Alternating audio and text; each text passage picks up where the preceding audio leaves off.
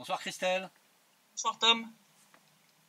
Alors Christelle, nous arrivons au 133e site-rep, nous sommes le 23 mars 2019. Le bilan humain et matériel est vraiment pas bon, même si les bombardements ont été quand même sensiblement moins importants que les semaines précédentes, mais un petit peu plus que la semaine dernière. En fait, le nombre de violations est un petit peu plus au-dessus. Par contre, le nombre de munitions tirées est très très au-dessus de la semaine dernière. Puisque du 16 au 22 mars 2019, l'armée ukrainienne a violé le cessez-le-feu en République populaire de Donetsk à 68 reprises, on était une cinquantaine la semaine précédente, durant lesquelles elle a tiré quand même 111 obus de mortier de 120 et 82 mm, donc on est quand même à 10 fois le score de la semaine dernière. Ouais. Et si on rajoute toutes les munitions de calibre inférieur du type véhicules de combat d'infanterie, lance-roquettes, lance-grenades, armes légères, on arrive quand même à un total de 957 munitions, donc 2 fois et demi le score de la semaine passée. Donc c'est relatif, hein. Voilà, ces tirs ont touché d'ailleurs 22 localités de la République, donc 2 de plus que la semaine précédente. Et il faut y rajouter les 14 violations et 334 munitions, dont 60 obus de mortier de 120 et 82 mm tirés par les forces armées ukrainiennes durant les dernières 24 heures. Donc on n'est pas vraiment parti pour enclencher une descente. Voilà. Le bilan cette semaine, suite à ces tirs d'armée ukrainienne, c'est 3 soldats de la RPD qui ont été tués, 6 blessés, 8 habitations ont été endommagées, plus 4 durant les dernières 24 heures. La station de pompage de Vassilievka, toujours la cible des soldats ukrainiens, hein, c'est devenu leur nouveau joujou. Hein. De nouveau cette semaine, gros acharnement sur les infrastructures civiles, entre autres 2 écoles qui ont été touchées cette semaine, une à Golmovski, donc au nord de Gorlovka, et une dans le district de Petrovski, une école d'ailleurs qui avait été gravement endommagée en 2014, finie d'être remise en état l'année dernière, donc elle venait à peine de réouvrir, quoi. Ils ont tiré dessus aux véhicules de combat d'infanterie, heureusement sans faire de victimes, hein, aucun enfant n'a été blessé ou tué, ils sont descendus aux abris et puis ensuite ils ont été renvoyés à la maison par sécurité. Plusieurs lignes électriques ont été touchées aussi à Staromikhailovka et Kominternovo, entre autres. Donc on continue dans le grand n'importe quoi et je pense pas que ça va s'arranger vu ce que l'OSCE note en termes d'absence d'armes lourdes dans les zones de stockage où elles sont censées se trouver. On atteint de nouveau, on n'est pas encore aux zones de record mais on n'en est pas loin. Puisque l'OSCE a détecté cette semaine l'absence des zones de stockage côté ukrainien de 265 pièces d'armement lourd. Oh, rien que ça. Ouais. C'est énorme, hein, là, quand même. Entre autres, alors on a 3 chars d'assaut T-72, 64 chars d'assaut T-64. Oh, tiens. Ça rime en plus, 64 chars T-64. Voilà. 20 lance-roquettes multiples grades de 122 mm. Oui, ben. Voilà. 20 obusiers automoteurs Gvozdyka de 122 mm. Aussi. Un canon anti-char Rapira de 100 mm. Alors là, si on monte en termes de calibre, ça devient monstrueux. On a 18 obusiers automoteurs Akatia de 152 mm. Ah oui. 45 canons obusiers tractés D20 de 152 mm. Ah oui, 56 obusiers tractés Jasin B de 152 mm. Non. 12 obusiers tractés MSTA-B de 152 mm et 26 mortiers Sani, donc ce sont des mortiers tractés de 120 mm. Je crois qu'ils ont vraiment décidé de commencer la saison de labour. Oh non, ils vont avec ça, ils vont labourer sur 3 mètres de profondeur. Hein. Enfin, c'est les Jackson B, enfin. La photo les Akatia, les D20, enfin c'est du très très lourd, hein. Ça fait des très très gros cratères. Donc ouais, là ils y vont pas dans la dentelle. C'est magnifique. Il y a aussi des rumeurs de provocation contre les observateurs de l'OSCE côté ukrainien. Moi à leur place, j'éviterais de sortir pendant au moins jusqu'aux élections, pour leur propre sécurité. Parce que j'ai pas envie qu'il y en ait un qui se fasse buter, puis qu'après, soit ils soient obligés de dégager, soit qu'on nous ressorte cette ancienne de la mission de casque bleu dans le Donbass. Ah oui, oui. En tout cas, puisqu'on parlait d'armes, malgré les grandes déclarations de Porky. D'ailleurs, c'est rigolo, maintenant même les Russes se mettent à l'appeler Porky aussi maintenant. Ah bon? J'ai vu dans l'émission Vesti sur la chaîne russe là, Rassia Adin, ils ont fait tout un truc sur Poroshenko, ils l'ont appelé Porky. Voilà, donc c'est passé via les médias anglo-saxons jusqu'à Vesti, et donc voilà, le petit surnom maintenant, même les Russes le connaissent. Donc malgré les grandes déclarations de Porky que, soi-disant, le complexe militaro-industriel ukrainien se développerait rapidement, en vrai, les achats par Kiev de drones et d'autres armes à l'étranger montrent très bien que l'industrie ukrainienne de la défense se casse complètement la gueule. Entre autres, là, ils ont acheté des drones turcs.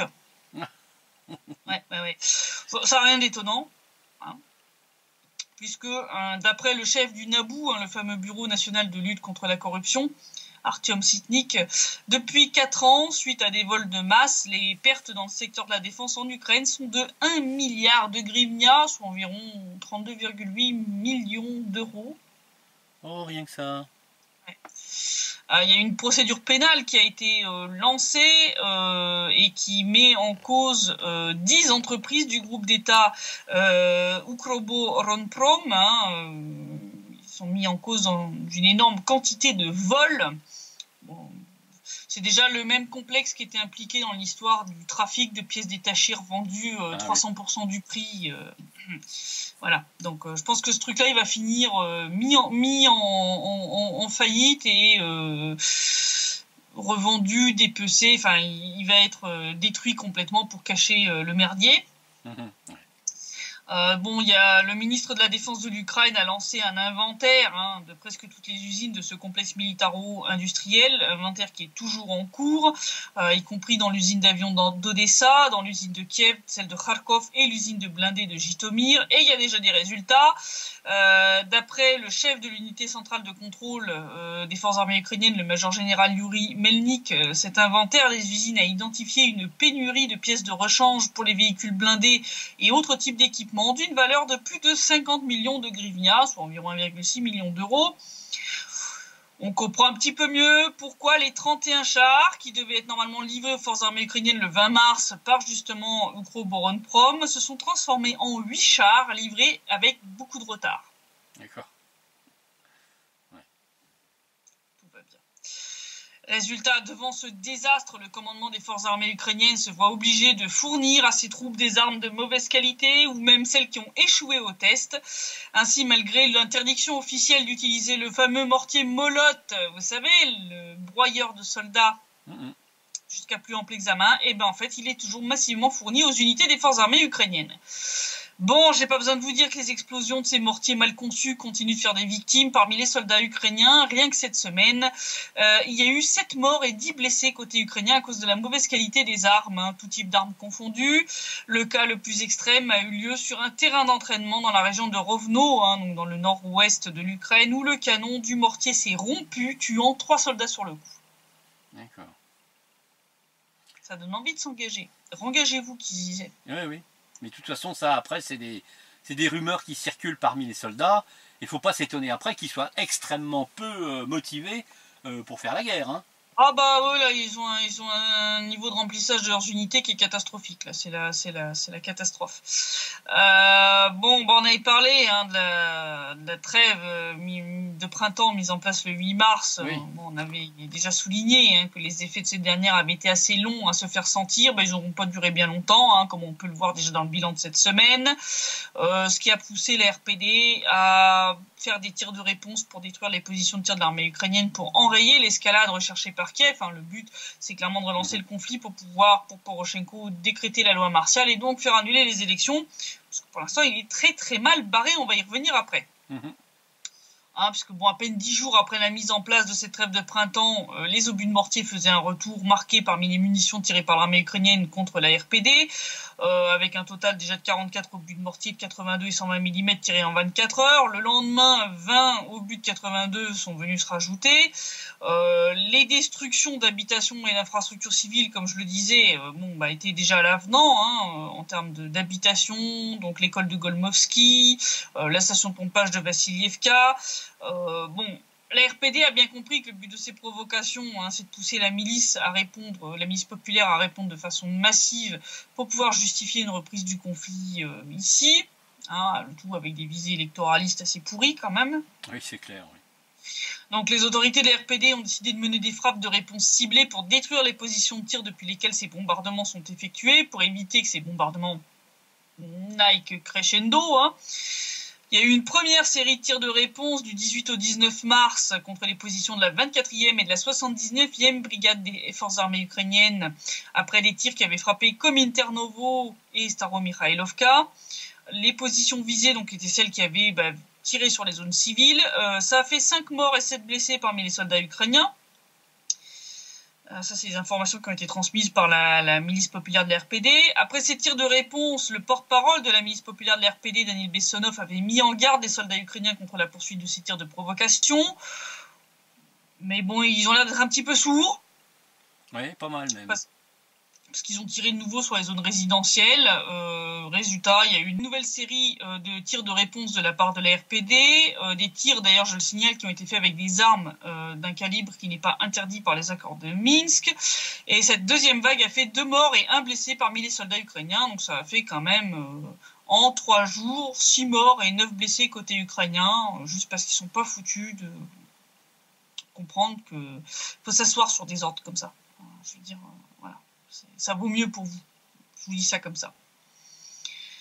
Alors, au rayon, on va dire, autre mauvaise nouvelle. Ça concerne la RPD, mais aussi une partie du territoire qui est côté ukrainien. Et pas seulement derrière l'oblast de Donetsk, en réalité, ça concerne plusieurs régions. Comme je l'ai découvert par après, parce qu'en fait le 20 mars, la compagnie publique donc Eau du Donbass a alerté sur la possibilité que la RPD puisse se retrouver privée d'eau courante si l'électricité alimentant les stations de pompage situées côté ukrainien, je précise bien situées côté ukrainien, était coupée. Parce que j'ai eu des gens qui m'ont fait des commentaires en mode « Mais pourquoi vous ne produisez pas vous-même votre électricité ?» Voilà. Donc j'ai bien précisé dans le premier paragraphe déjà, puis après je donne les noms des villes, hein, Slaviansk, on ne tient pas Slaviansk malheureusement. Hein, donc, voilà. Cette alerte a été émise après que la compagnie ait reçu une notification des sociétés ukrainiennes qui fournissent l'électricité, qui fait tourner les stations entre autres de Slaviansk, de Mariupol, de Prokrovsk et Chassovoyarsk. Cette menace de coupure de courant frappe les stations d'épuration et de pompage qui alimentent l'aqueduc Seversky Donetsk-Donbass.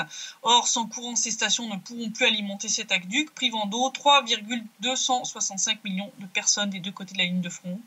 Donc 3 265 000 personnes, voilà, des deux côtés. Hein. Il y en aura chez nous, il y en aura chez eux aussi, hein, qui n'auront plus de flotte. C'est pas dans la dentelle, hein, chez les Ukrainiens. Voilà. Et donc cette coupure devrait avoir lieu normalement à partir du 1er avril. Donc c'est pas un poisson malheureusement. Cette situation critique est due au refus de ces sociétés électriques de conclure un nouveau contrat avec la société Eau du Donbass à cause d'une dette d'1 milliard de hryvnia. Une dette qui s'explique par l'absence d'un mécanisme de remboursement des frais d'électricité pour le transfert de l'eau vers les régions sèches, les tarifs jugés non rentables sur le territoire non contrôlé par Kiev, puisque je rappelle que le RPD maintient les tarifs au niveau de 2014. Hein, on n'a pas suivi les hausses vertigineuses imposées par Kiev à ses citoyens pour satisfaire le FMI, et le faible niveau de paiement des services d'approvisionnement en eau et d'assainissement par la population et les entreprises. Tout ça a mis la société Eau du Donbass dans une situation financière extrêmement difficile qui l'empêche de payer son électricité. Hein. Une situation catastrophique qui est liée en réalité aux décisions politiques suicidaires de Kiev, hein, puisque ils ont multiplié le prix des tarifs de l'eau depuis 5 ans pour suivre c'est plus que les recommandations, c'est les conditions du FMI. L'Ukraine a mis ses citoyens en état de faillite. Hein. La plupart des foyers ukrainiens n'ont plus les moyens de payer la totalité de leurs factures, hein, donc ils font des choix. Leur montant ayant explosé depuis le Maïdan, puisque je rappelle, je veux dire, si tu fais le total, je crois qu'ils ont des tarifs pour l'ensemble des trucs, des charges communales qui sont 4 à 5 fois celles qu'on a en RPD ou en RPL. Si c'est pas plus pour certaines. D'accord. Donc les gens n'arrivent plus à payer. En plus, dans le Donbass, les foyers qui sont situés près de la ligne de front sont dans une situation financière encore plus catastrophique que le reste de l'Ukraine, puisque beaucoup de gens ont perdu leur travail, parce que leur usine a été détruite, l'aéroport de Donetsk, etc. Oui, ouais. En plus, ce qui est versé par la RPD au titre de ses utilisateurs qui, eux, payent leurs factures pour la très grande majorité, ne suffit pas à compenser ce manque à gagner, puisque la République, comme je le disais, a refusé de suivre cette logique mortifère du FMI, logique d'ailleurs qui a imposé la libéralisation totale du marché de l'énergie, responsable de cette exigence de conclure de nouveaux contrats. C'est ça qui a mené à cette catastrophe. Puisque le FMI donc, a imposé de dénationaliser, de libéraliser totalement le marché de l'énergie ukrainien. Et donc, résultat des courses, comme ça a été le cas d'ailleurs en Europe, en France, quand on a fait ce même mécanisme, tu es obligé de reconclure un nouveau contrat avec, même si tu gardes le même opérateur. Mais le problème, c'est que là, avec la dette qui s'est accumulée, toutes les sociétés, elles te disent niet. Elles te disent niet. Donc bon, la société du Donbass a exprimé l'espoir qu'une solution soit trouvée dans un avenir proche. Il fallait de toute façon qu'une solution soit trouvée parce que privé d'eau, plus de 3 millions de personnes auraient de graves conséquences économiques et sociales. Mais comme je disais, en réalité, le problème est plus vaste parce que d'autres compagnies des eaux en Ukraine sont dans la même situation merdique. Et au total, c'est plus de 5 millions de personnes qui pourraient se retrouver sans eau potable. Ah, mais... Bon, je pense qu'ils vont trouver une solution, comme avec... les fameuses sociétés qui fournissent l'électricité, là, les centrales électriques là, qui menaçaient d'être foutues en blackout à Kiev. Là. Bon, quand ça concerne tant de personnes, ils se bougent. De toute façon, au pire, après le 1er avril, quand le centre-ville de Donetsk se retrouvera sans flotte et les observateurs de l'OSCE s'en douchent, je pense que la solution sera vite trouvée. Oui, oui. C'est vrai que c'est pas agréable de boire le pastis sans eau non plus. Ouais, puis surtout pas se laver, ces gens-là. Oui, c'est vrai. Et renoncer à leur petit confort, je pense que ça va pas trop passer. Alors, on va parler d'un truc qui peut sembler un petit peu éloigné de ce qui se passe dans le Donbass, mais pas tant que ça. C'est le massacre qui a eu lieu dans la ville de Christchurch, en Nouvelle-Zélande, le 15 mars. Donc, je vous avais dit la semaine dernière que j'avais un truc sur le feu. C'était l'enquête concernant ce cher Brenton Tarrant, ce cher avec des gros guillemets, et c'est très ironique, donc cet Australien de 28 ans qui a commis un véritable massacre en Nouvelle-Zélande, il a fait quand même 50 morts et autant de blessés, si je me souviens bien. Et en fait, il y a une piste qui est très, très peu creusée, à part par les médias russes comme REN TV et Newsfront, mais que les médias occidentaux, bizarrement, ont un peu loupé, c'est les connexions éventuelles entre ce monsieur et déjà un certain nombre d'organisations néo-nazis occidentales, mais aussi à l'Ukraine. Et donc la question qui s'est posée, c'est est-ce que ce Brenton Tarrant serait lié à des groupes néo-nazis en Ukraine, voire est-ce qu'il serait pas venu combattre dans le Donbass côté ukrainien. En l'état actuel, j'ai aucune réponse sûre à 100%, c'est juste un gros faisceau d'indices, mais enfin, vous allez voir... Là, à moins de croire au Père Noël ou aux coïncidences, quand même, c'est un petit peu gros, quand même. Donc déjà, pour commencer, la ville choisie par le terroriste, parce qu'il n'a pas choisi de mener cette attaque chez lui en Australie. Non, il a choisi Christchurch, qui est une ville en Nouvelle-Zélande, qui est aussi la ville natale d'une organisation néo-nazie appelée Right Wing Resistance. Bon, quand on voit les drapeaux et t-shirts affichés par les membres de cette organisation, on mettra une petite photo ça en dit long sur l'idéologie de ces gens-là que Gavarit Moskva qualifiait pudiquement de nationalistes. Non, c'est pas des nationalistes, c'est des néo-nazis. Wolfsangel, qui est quand même le symbole du régiment Azov et de Svoboda en Ukraine. Le chiffre 14, référence au slogan de 14 mots du suprémaciste blanc David Lane, fondateur d'une organisation terroriste...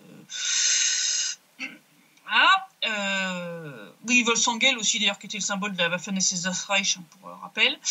Croix celtique écourtée avec la phrase concernant la fierté blanche, référence à la SS, la Totenkopf et même un aigle nazi. Vous irez voir en haut à gauche sur la photo, sur un t-shirt, magnifique. Il en manque juste le bras droit tendu. Ils l'ont peut-être pas fait là, mais certainement que dans la photo d'après que t'as pas eu, ils se sont défoulés. Voilà. Si on regarde les uniformes de leur patrouille de rue, alors là aussi on mettra des photos, ça rappelle aussi quelque chose. En moins empesé, en plus souple, c'est les uniformes de la SS. Même couleur, presque la même coupe, à part je dis le côté un petit peu plus relâché. Mais si tu regardes le petit détail sur la manche gauche, ils ont un joli petit bandeau avec d'écritures blanches sur fond noir. Ça c'est comme les uniformes de la SS. Bon, ils ont juste remplacé Reichsführer par Résistance pour que ce soit un petit poil moins voyant, mais... Mais non, mais le bandeau en question, c'est très caractéristique des forces nazies durant la Seconde Guerre mondiale, oui, tout à fait. Et alors cette organisation néo-nazie a essaimé un peu partout, y compris en Australie. Or, l'an passé, des médias révélaient que 2 Australiens ayant fait partie de Right Wing Resistance, Ethan Tilling et Jared Bennett, avaient combattu dans le Donbass. Le premier dans la Légion géorgienne, donc on mettra des petites photos de ce charmant garçon, et l'autre au sein de Secteur Droit. Si les médias occidentaux n'ont pas lié Bennett et Tarrant à Right-Wing Resistance, des informations venant d'une organisation cosaque indiqueraient que les deux Australiens en faisaient bien partie. Une information qui a été transmise par l'ataman de l'organisation Vrai Cosaque, Alexei Selivanov, qui a affirmé que Tarrant faisait partie de cette organisation, comme Tilling et Bennett, qui eux ont combattu dans le Donbass. Il a d'ailleurs accusé ces derniers d'avoir tué des civils.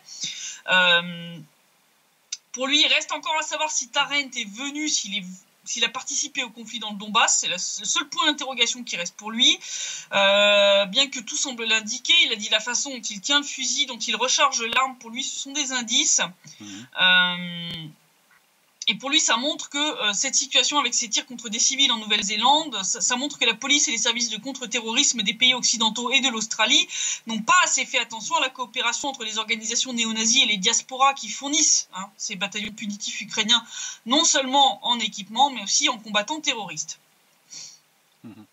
Donc on avait parlé, j'ai dit le média russe Gavarit Moskva s'était impliqué dans cette enquête en publiant un petit démenti de Right-Wing Resistance Australie. Le problème, c'est que c'est tout sauf crédible, parce que déjà, ils commencent par prétendre que Tilling n'était pas membre de leur organisation. Alors c'est rigolo, parce qu'ils n'ont pas dit « il n'était plus membre de notre organisation », ce qui était le cas au moment des faits, mais ils ont dit « il n'était pas membre de notre organisation ».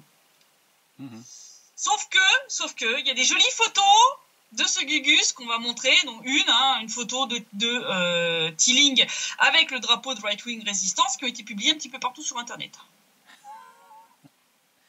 Bon, déjà là, on commence mal niveau crédibilité. Et puis après, comme je vous disais, ils ont présenté le Right-Wing Resistance comme de simples nationalistes, alors que, comme vous pouvez le voir sur les photos de l'organisation elle-même, ils sont clairement néo-nazis. Donc, niveau honnêteté du média, déjà, tu te poses 2-3 petites questions. C'est clair. Et alors, le démenti concernant Tarrant, alors là, plus vague que ça, tu meurs. Parce qu'ils ont dit, il ressemble plus à un loup solitaire et nous n'avons rien à voir avec ça, ce ne sont pas nos méthodes. Donc, ils disent pas explicitement que Tarrant n'était pas un de leurs membres.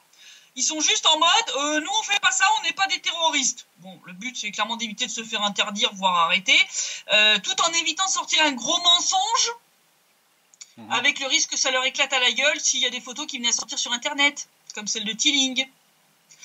Voilà, le petit problème, c'est que j'ai un peu de mal à croire que cette organisation n'est en rien liée aux néo-nazis ukrainiens et aux bataillons spéciaux, quand le symbole principal de Right-Wing Resistance, donc la fameuse Wolfsangel, arborée par le parti Svoboda et le régiment Azov, et qu'au moins un de leurs anciens membres avérés, de façon sûre, Tilling, a fait partie d'un bataillon spécial dans le Donbass.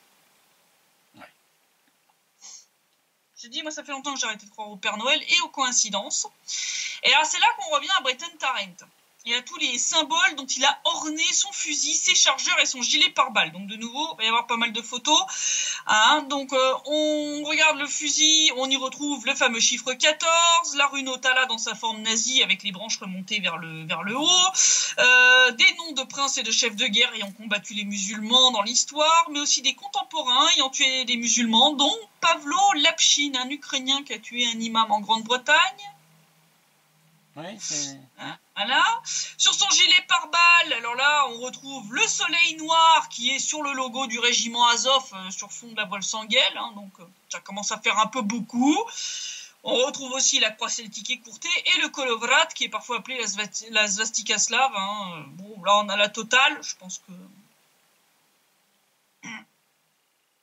Soleil noir qui se retrouve aussi d'ailleurs en page de couverture de son manifeste sur le grand remplacement. Là aussi on mettra la couverture, les gens pourront vérifier par eux-mêmes. D'ailleurs, petite chose assez drôle, le journal Le Monde, qui a indiqué clairement que ce symbole est typiquement nazi, avec la petite référence à Himmler dans son article consacré à ce massacre. Par contre, quand il mentionne ce truc concernant le régiment Azov qui arbore aussi ce symbole, là, le média qualifie l'unité d'ultranationaliste. Vous irez voir dans mon article qui est mis en lien, il y a tous les liens, vous pourrez vérifier le charmant double langage, le deux poids, deux mesures. Voilà. Et quand justement on regarde dans ce fameux manifeste de 74 pages où il nous fait tout un laïus sur la natalité des musulmans, il y a une info qui semble avoir échappé aux médias occidentaux, le paragraphe où il dit être allé en Ukraine. Et quand on fouille son compte Twitter, on découvre un autre indice intéressant. Donc, on mettra un petit screenshot du manifeste, et un de son petit compte Twitter, où on voit un lien pointant vers la page Wikipédia des insurrections anticommunistes en Europe de l'Est. Or, la liste commence par quoi ? L'UPA, l'armée insurrectionnelle ukrainienne, dont le drapeau rouge et noir est celui de secteur droit. Youhou, les mêmes, je rappelle, qui ont massacré des dizaines de milliers de Polonais en Volhynie et aidé les Allemands à exterminer les Juifs pendant la Seconde Guerre mondiale. À Babillard, je crois, en plus. Voilà, Babillard, entre autres. Et si on se penche sur un des descendants idéologiques de l'UPA qui partage les mêmes symboles que Tarent, le régiment Azov, on découvre un autre indice, parce qu'il y a un charmant petit projet idéologique de Azov qui s'appelle Reconquista. Ah oui. C'est tout un programme, rien que le nom. Donc, projet de protéger la race blanche. Je rappelle, la Reconquista, historiquement, c'est la reconquête des territoires de la péninsule ibérique, donc Espagne, Portugal, par les royaumes chrétiens qui ont ainsi chassé les musulmans qui occupaient ces territoires depuis des siècles. Or, qu'est-ce que professe Tarent dans son manifeste ainsi que dans ses actes ? C'est la même chose, c'est chasser les musulmans, c'est ça qu'il veut. Donc, on a la même idéologie, la même rhétorique, les mêmes symboles que les groupes néo-nazis ukrainiens. Il a voyagé en Ukraine, maniement presque professionnel des armes. Ça fait quand même un beau faisceau d'indices concordants qui accrédite la thèse avancée par l'organisation Vrai Cosaque. Donc, si cette information finissait par être confirmée à l'issue de l'enquête, ça prouverait que les nombreux avertissements lancés par beaucoup de gens en Russie, en RPD et moi-même, modestement, sur le danger que représente l'Ukraine post-Maïdan pour la sécurité internationale, tout ça, c'était justifié. Fermer les yeux, comme le fait l'Occident depuis 5 ans, sur les groupes néo-nazis ukrainiens et leurs bataillons, sur leurs crimes de guerre dans le Donbass et sur le fait qu'ils recrutent des néo-nazis étrangers qui peuvent venir faire des petits safaris, manier les armes, tuer des êtres humains sans risquer de finir en tôle, et ils peuvent après rentrer tranquillement à la maison sans être inquiétés ni surveillés par les services secrets de leurs pays respectifs. Pour moi, ça ne pouvait mener qu'à ce genre de catastrophe. On voit que l'Ukraine n'est pas un foyer d'infection que pour les maladies physiques, ça l'est aussi pour les maladies idéologiques comme le néonazisme. Et malheureusement, contre cette dernière, il n'y a pas 36 vaccins, il n'y en a qu'un. C'est celui de ne pas répéter les erreurs que les gouvernements occidentaux ont fait dans les années 30. Je rappelle, à savoir fermer les yeux sur les horreurs du nazisme au long de la lutte contre le communisme. Je rappelle, pour tous ceux qui ont loupé les cours d'histoire, ça s'est très mal terminé pour tout le monde. Et aujourd'hui, les gouvernements occidentaux font la même chose. Ils ferment les yeux sur le développement galopant du néonazisme en Ukraine sous couvert de lutte contre la Russie. Si l'information des Cosaques est vérifiée et que Tarent a bien servi dans un bataillon néo-nazi en Ukraine, je pense qu'il y a un paquet de pays occidentaux qui vont devoir rendre des comptes parce que là, ils seront co-responsables de ce massacre de Christchurch. Quand même, je pense que ça serait quand même peut-être bien à un moment. Ça se cumulera avec leur responsabilité d'avoir manipulé, utilisé, créé Daesh. Oui, voilà, donc ça commence à faire beaucoup. Ouais. Et puis, puisqu'on parle de l'Ukraine, on revient sur la campagne électorale, puisque en plus de toutes les tentatives de fraude possibles et inimaginables, Porky nous en a inventé une nouvelle, c'est l'utilisation du SBU. Ouais. Ils vont envoyer des employés du SBU dans les commissions électorales pour contrôler l'encodage des résultats des bureaux de vote dans le système informatique élection. C'est un truc qui avait été annoncé le 19 février par Turchinov, qui avait dit que le SBU et le service spécial des communications seraient de service le 31 mars. Mais un mois plus tard, des journalistes de petits médias ukrainiens ont découvert les particularités de cette mission et il y a peu de chances que ça fasse plaisir aux rivaux de Porky. Parce qu'en fait, ces employés du SBU seront en service près justement de la borne du PC, de l'ordinateur, où justement devront être encodés les procès-verbaux de ce bureau de vote. Et donc, ils vont s'installer là, dans ce petit cabinet, qui normalement est interdit d'accès même aux observateurs internationaux. Ouais, d'accord. Voilà. Et donc là, l'administrateur de la commission électorale sera assis là, et il aura 5 à 7 gars du SBU autour de lui. Est-ce que j'ai besoin de vous dire comment va se passer l'encodage ? Oui, délicatement, c'est le minimum. Voilà. D'ailleurs, Yuri Tkachev, le directeur du journal Odessa Timer, qui a relevé ce machin, a dit que ça s'est jamais produit dans toute l'histoire des élections ukrainiennes. Eh oui. Jamais. Il a d'ailleurs mené sa petite enquête. Il a découvert que les candidats, les employés du SBU sélectionnés pour cette mission ont rien à voir avec la cybersécurité, parce que c'est ça qui est mis en avant. Le truc qui est dit, c'est c'est des spécialistes en cybersécurité qui ont pour but d'empêcher les méchants pirates russes d'interférer dans notre processus électoral. Sauf qu'en vrai, ce journaliste a obtenu une liste des agents de sécurité détachés d'un des districts de la région d'Odessa. Il l'a montré à des gens bien informés. La réponse de ces gens est, je cite, « Ces employés du SBU n'ont rien de plus à voir avec la cybersécurité que des cochons d'Inde avec la flotte sous-marine. » Et ça promet, hein. Voilà. Donc, ouais. En vrai, ils n'ont rien à voir avec le fait d'empêcher des pseudo-pirates russes d'interférer dans le truc. Le but, ça va être d'aider à compter correctement les voix lors des élections. Voilà, bon, ça s'appelle de la fraude. Voilà. Si après ça, Moscou valide les élections ukrainiennes... Non, je pense que là, on est bien parti pour pas les reconnaître. En plus de ce système officiel élection, il y aura au moins 2 autres systèmes de comptage des votes, dont un qui a été lancé par le parti de Timoshenko, parce qu'elle se rend bien compte que l'autre, il va essayer de la lui faire à l'envers, donc elle a bien compris le truc. Donc l'idée, c'est qu'elle va envoyer des volontaires dans les bureaux de vote, et dès que la commission électorale d'un bureau de vote aura dépouillé les résultats du scrutin et signé le protocole de dépouillement, ils enverront au siège de Timoshenko par téléphone et ensuite par coursier les résultats, et ils vont les publier sur leur site internet. Ça a été annoncé le 15 mars. Donc c'est parfaitement légal, parce que ces protocoles sont des données officielles, donc on peut les publier. Bon, l'idée semble bonne. Le petit problème, c'est que pour couvrir l'ensemble de l'Ukraine, il faut des volontaires qui saisissent les données de tous les bureaux de vote. Bon, et c'est là qu'on voit que ça commence à coincer un peu. Donc on va pouvoir comparer que dans les bureaux de vote, où ils auront pu se rendre, si les informations officielles correspondent à la réalité ou pas. Et le petit deuxième problème, le deuxième effet qui se coule, c'est que le SBU et le gouvernement actuel auront toujours un atout dans leur manche pour réfuter ces données-là, c'est la sécurité du système. Ils vont pouvoir dire « Ah oui, mais qu'est-ce qui prouve que les données ont été protégées et qu'il n'y a pas eu de bidouillage des données en cours de route. » Alors que nous, on avait des agents du SBU pour protéger les données. Tu vois le cirque. Voilà, donc tout ça, ça inspire du pessimisme chez ce journaliste, Tkatchev, qui a dit « J'ai peur que nous vivions avec le même chocolatier scélérat pendant les 5 prochaines années. » Eh bien vraiment, comment s'en débarrasser? La CEC aux ordres, le contrôle d'une partie importante des districts et encore plus puissant des commissions électorales de circonscription qui sont sans précédent dans l'ampleur de leur corruption électorale et qui sont capables de donner à Poroshenko environ 15% des voix. Et pour des raisons de sécurité, les employés du SBU dans les commissions électorales et les tribunaux aux ordres en cas de problème, a-t-il déclaré tristement. Alors bon, pour comprendre pourquoi Poroshenko en est rendu à de telles extrémités, c'est qu'il est très mal en point. Le dernier sondage qui a été publié le donne 4e derrière Zelensky, qui remporterait 23,7% des voix, Timoshenko 13,8% et Boyko, l'opposition, crédité de 12,3% des voix, avec à peine 11,9% des intentions de vote et plus de la moitié des Ukrainiens qui ne voteront jamais pour lui. C'est impossible pour Poroshenko de remporter cette élection, sauf à frauder de manière massive ou de faire appel à Satan en personne. Voilà. Ouais. Avakov ayant trahi Poroshenko, il peut plus compter sur le ministère de l'Intérieur. Donc, il lui reste plus que le SBU. Voilà. Il a perdu une place, c'est ça? Il a perdu une place, il était 3e, je crois, c'est ça? Il était 3e, là il a perdu une place, donc il continue à se casser la gueule, donc c'est quand même magnifique. Bon, la présence des gars du SBU au moment de la transmission des données, enfin je veux dire, c'est l'antithèse de la démocratie, enfin je veux dire, enfin, là on est presque au niveau de la Corée du Nord, quoi.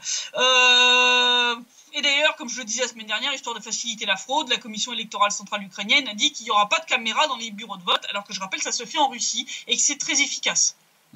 Voilà, donc le prochain qui me parle de révolution de la dignité à propos du Maïdan, j'ai le droit de rigoler un grand coup. Oui, tu peux.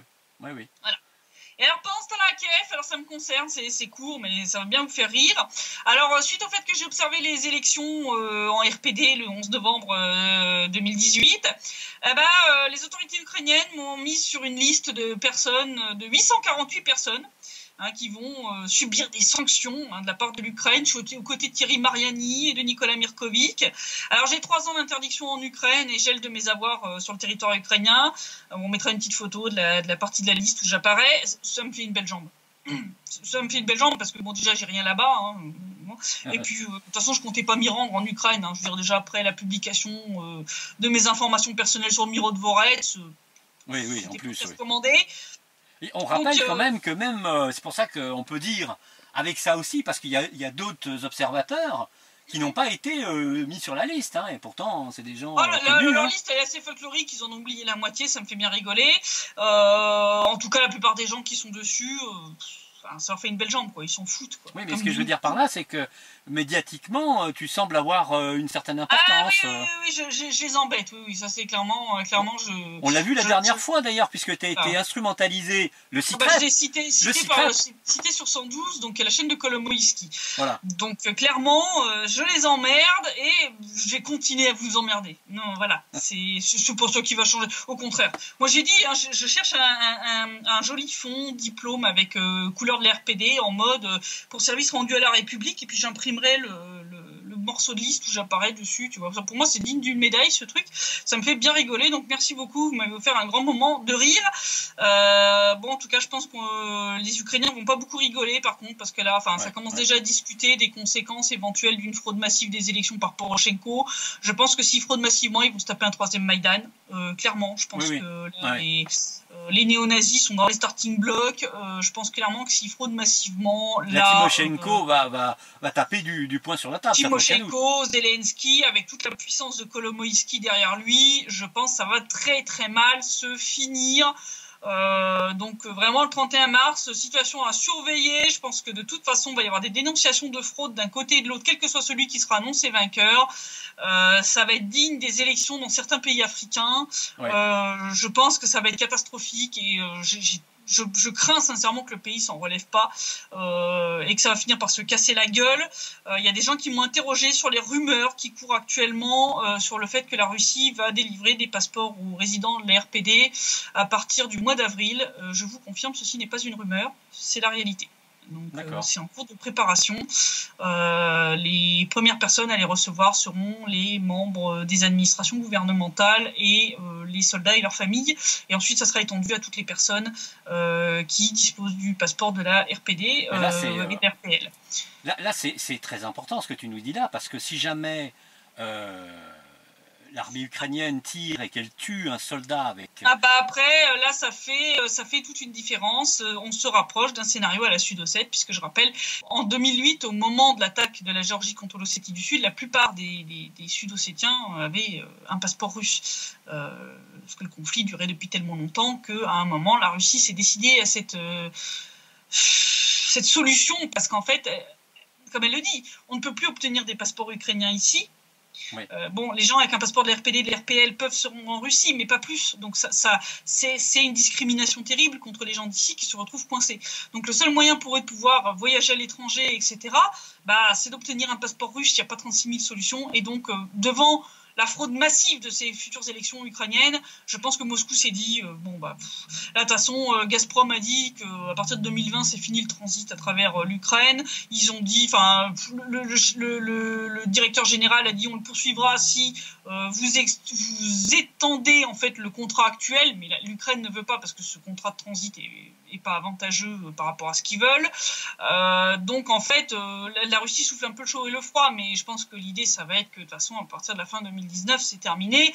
Donc la Russie va avoir 3 milliards en moins par an sur ses comptes. Elle doit aller au bas mot 5 à 6 milliards à la Russie, 15 milliards aux autres créditeurs, aux autres créanciers internationaux.